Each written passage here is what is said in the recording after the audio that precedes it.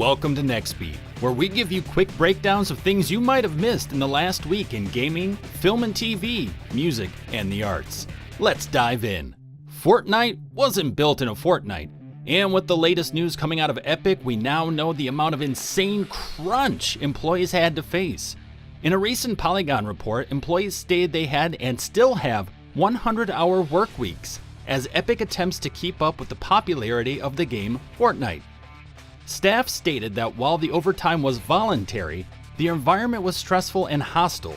This environment led to fears of losing their job and in some cases actually losing their job for not going above and beyond their position.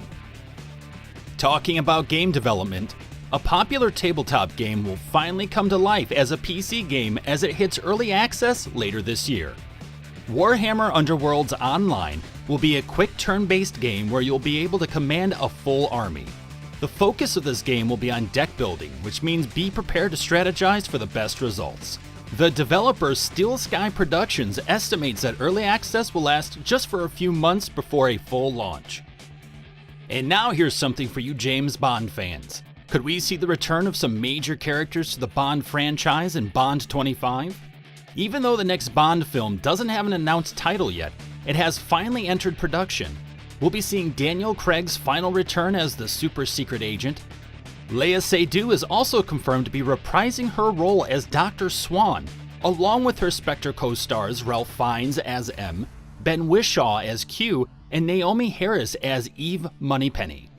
From a secret agent to a not-so-secret war brewing in Hollywood. Earlier this year, there were heated conversations brewing on whether streaming platform movies should be eligible for an Oscar. The outcome is that the Academy has ruled that films from platforms like Netflix are still eligible for the Oscars.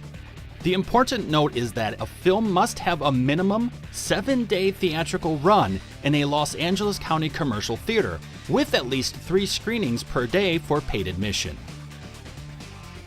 One of electronic music's most noteworthy figures is drastically changing things up. In Diplo's forthcoming album, he'll be going by a portion of his actual name of Thomas Wesley and will be working with singer Cam for a country music album. You can already find the first single online entitled So Long. Even though the production sounds softer than Diplo's other work, it still carries more energy than traditional country music. The album is currently untitled, but we're sure we'll be learning more about this album very soon. Talking about creative endeavors in music, a man with cerebral palsy was able to compose his own music with his eyes.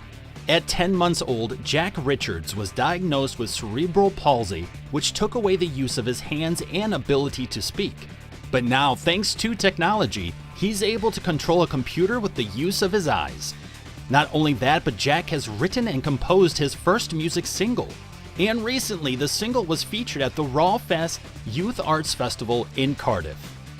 At Marble Arch in London, a surprise appeared as the Extinction Rebellion protest cleared.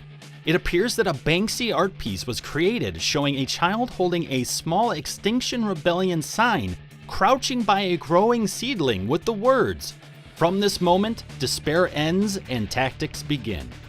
People are looking at this as a memorial for the climate change group's actions over the past several days. There are even people camping at the site in hopes of helping the preservation of this new piece of street art. For those of you terrified of spiders, here's your warning.